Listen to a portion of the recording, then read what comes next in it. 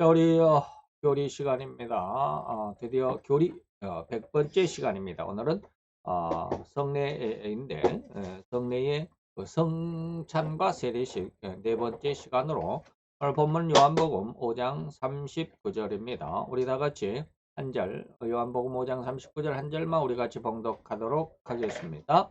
너희가 성경에서 영생을 얻는 줄 생각하고 성경을 상고하거니와 이 성경이 곧 내게 대하여 증거하는 것이로다. 아멘. 자, 오늘 교리 시간이 벌써 100번째 시간입니다. 오늘 교회 속성 중에서 말씀과 성례 네 번째 시간. 그래서 성례 일반적인 그런 모습을 한번 생각을 해보도록 하겠습니다. 하나님의 말씀, 그래서 성경 말씀, 오늘 그 성경의 말씀에 어떤 그런 은혜, 그런 어떤 내용, 거기에 대해서 여러분들이 잘 한번 공부를 해보셨으면 하는 간절한 바람이 있습니다. 은혜의 말씀은 은혜의 한 방편으로 완전하다. 그러나 성례는 말씀을 떠나서는 완전하지 못하다. 자, 이 말이 무슨 말인지 아십니까? 말씀은 완전하죠. 은혜를 받는 완전한 길이지만 성례는 뭐예요? 성찬과 세례식은 꼭 그렇지만은 않다.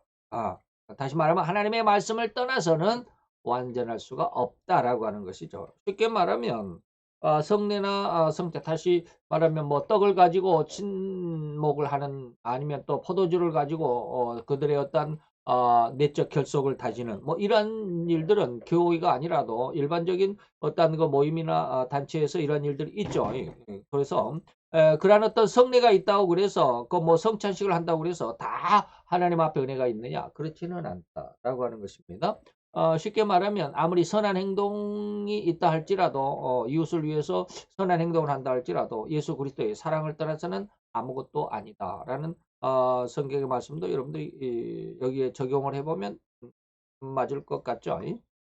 자, 이 말은 로마 카톨릭과 반대되는 견해인데 로마 카톨릭은 성찬을 어떻게 생각하느냐, 교리적으로 어떻게 교리를 구축했느냐, 또 우리 기독교는 어떻게 구축했느냐, 그런 겁니다. 로마 카톨릭은 성례가 구원에 필요한 전부다라고 가르칩니다. 다시 말하면 성례에는 성찬과 세례가 있는데 가톨릭에서는 반드시 성찬에 참여해야만 하고 세례를 받아야만, 다시 말하면 세례명을 받아야 된다고 그러죠. 주변에 천주교인들이 있으면 세례명이 뭐냐라고 한번 물어보세요. 그러면 전부 세례명이 있어요.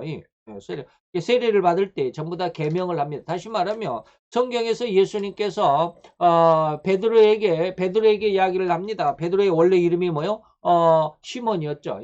시몬, 바요나 시몬이었습니다. 요나의 아들. 바는 뭐요? 아들이라는 뜻입니다. 그래서 바요나, 요나의 아들, 그런 뜻이죠. 그리고 요나의 아버지, 그러니까 베드로의 아버지 이름이 요나였는 모양이죠. 그래서 바요나 시몬. 그래서 베드로는 시몬이었는데 예수님 앞에 나오면서 예수님이 그 이름을 바꿔줬죠. 뭘로? 베드로라고. 피터, 페트로, 뭐 이렇게 읽습니다만은 우리 이제 기독교에서는 그냥 우리말로 그냥 베드로 그렇습니다. 바로 이렇게 천주교에서는 세례명을 부여받죠. 우리 기독교에서는 그런 거 세례명 같은 건 주지는 않죠. 자, 구원받는 자의 표징으로 가르친다는 것이죠. 뭘 해야 되고, 성찬에 반드시 그 조그마한 저기 엄지 손톱만한 그런 어떤 그 떡을 주죠. 이게 뭔지는 저는 안 먹어봐서 잘 몰라요.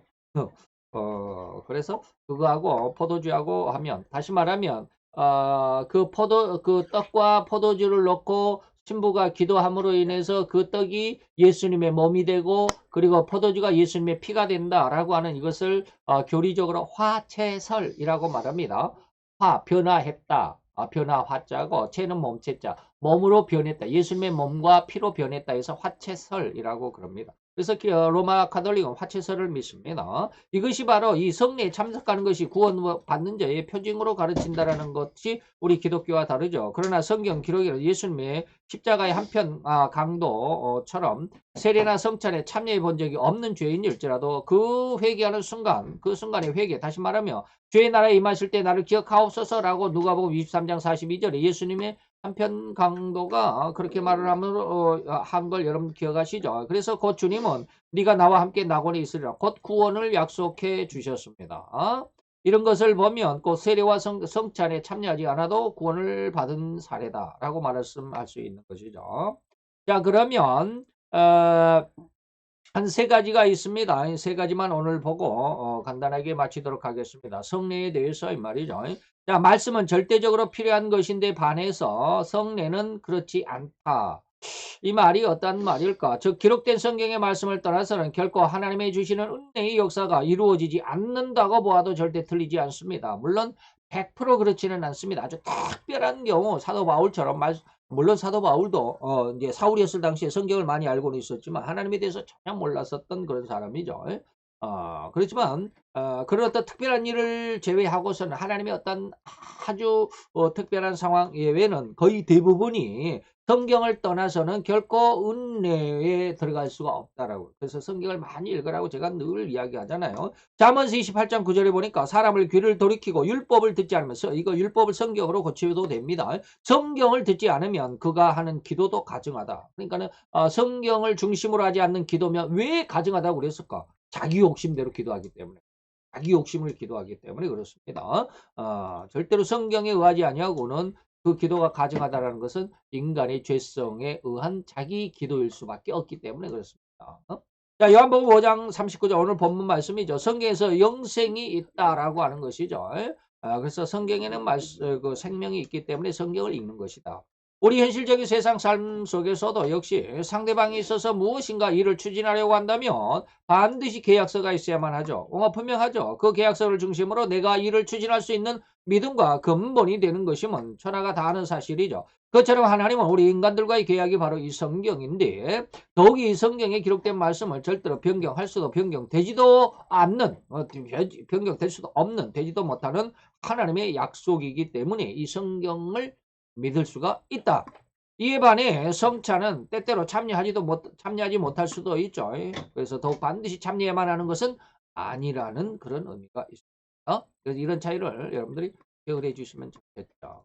두 번째, 성례에서 말씀은 믿음을 일으키고 믿음을 강하게 하고 믿음을 일으키기도 하고 믿음을 강하게 하지만 성례는 믿음을 강하게만 한다. 믿음을 성찬식에 참여했다고 그래서 믿음이 생겨나는 것은 아니에요. 믿음이 생겨나는 것은 뭐요? 말씀뿐이에요. 성경 말씀을 많이 읽어야 돼요. 배수성 목사님은 4살 때부터 성경 글씨를 알면서부터 성경을 읽었다고 그래요.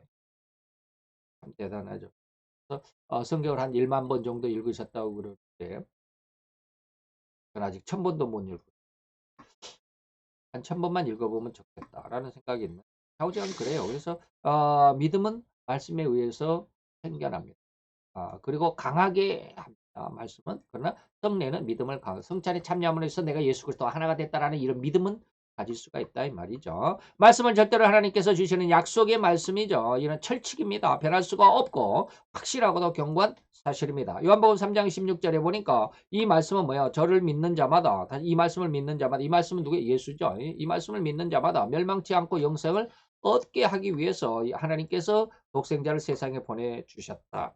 요한복음 5장 39절 본문입니다. 성경에 뭐가 있다? 영생이 있다. 이것을 생각했다. 이것을 믿었다라고 하는 것이죠. 예?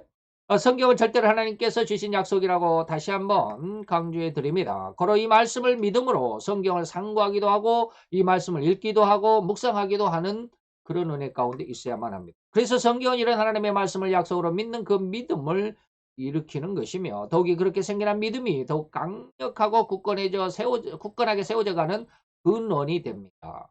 성례 그래서 성찬에 참여하는 그런 것이 좋기는 하죠. 우리는 아직 교회가 없으니까 성찬을 잘 안 하는데 말씀을 여러분들이 많이 훈련해 주시기를 바랍니다. 그러나 성례는 믿음을 일으키는 근원이 되는 것은 아니죠. 믿음을 일으키는 근원은 아니죠. 아까 말씀드린 것이죠. 만약에 성례가 믿음을 일으키는 근원이라고 한다면 이 성례에 참여하지 않는 자는 결코 믿음을 얻을 수 없다는 의미가 되기 때문에 여러분들이 반대로 한번 생각해 보면 이해가 되겠죠. 마지막 세 번째 성례에 대해서 말씀과 성례의 그 어떤 관계 속에서 말씀은 전 세계를 대상으로 한 것인데 반해서 성례는 신자들 다시 말하면 말씀은 뭐예요? 온 세상 사람들을 위해서 대상으로 이 말씀이 주어졌습니다. 그래서 말씀을 쉽게 말하면 전도하는 대상이죠. 하나님의 약속 안으로 들어오라는 어떤 쉽게 말하면 초청장 아무나 이 말이죠. 그 누구나 온 세상의 그 누구나 그러니까 온 전 세계를 대상으로 한 것인데 반해서 성례는 뭐예요? 꼭 신자들만 이 성례에 참여하게 됩니다.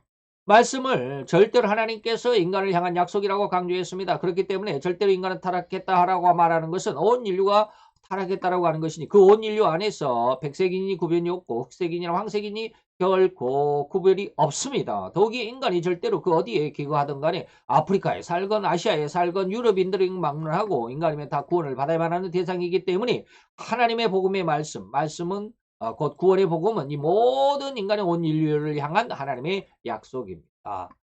이 말씀이 잘 이해를 하실 수 있을 거라고 봅니다. 즉 다시 말하면 반면에 이 말이죠. 다시 말하면 백색인은 구원, 백인은 구원 받고 흑인은 구원받을 수 없다라는 식의 주장. 다시 말하면 한국인이기에 구원받을 수가 있고 일본인이기에 구원받을 수 없다라는 식의 주장은 절대로 뭐다? 잘못된 거다. 그죠?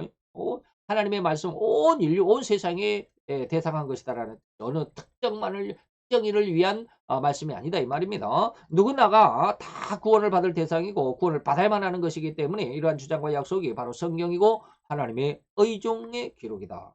반면에 성례는 다시 말하면 성찬식과 세례식은 절대로 예수를 구세주로 믿는 그 믿음을 가진 자들에게 대한 의식입니다. 반대로 불신자들은 절대로 이 세례에 참여할 수가 없습니다. 성찬에도 참여할 수가 없습니다. 고린도전서 11장 22, 3절에 보니까 너희가 이 떡을 먹으며 이 잔을 마실 때마다 주의 죽으심 오실 때까지 전하는 것인데 만약에 누구든지 주의 떡이나 잔을 합당치 않게 먹고 마시는 자 다시 말하면 떡이 무슨 뜻이고 포도주가 무슨 뜻인지 알지도 못하고 그저 참여하게 되면 그냥 배부르게 먹고 마시는 어떤 그 음식으로만 생각하게 된다면 육신적인 것으로만 생각하게 된다면 이 말이죠. 이것은 뭐예요? 주의 몸과 주의 피를 범하는 죄가 있다. 그래서 믿음이 있는 자들에게 대한 세례와 성찬이다 라고 하는 것이죠. 그래서 주의 몸을 분변치 못하고 먹고 마시는 자는 자기의 죄를 먹고 마시는 것이다. 그리고 성찬과 세례는 절대로 믿는 자만이 참여하는 것임을 명심해서 기억해야만 할 것입니다. 이거 잘 기억을 해 주시기를.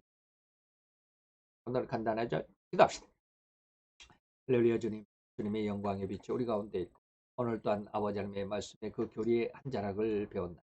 아버지의 성례 속에서 말씀과 성찬과 세례에 대한 아버지 하나님의 그 차이와 그리고 그 의미의 공통점을 다시 한번 생각하며 말씀 속에 중심을 잡는 우리 성도들의 심령 그 신앙이 대하여 주옵소서.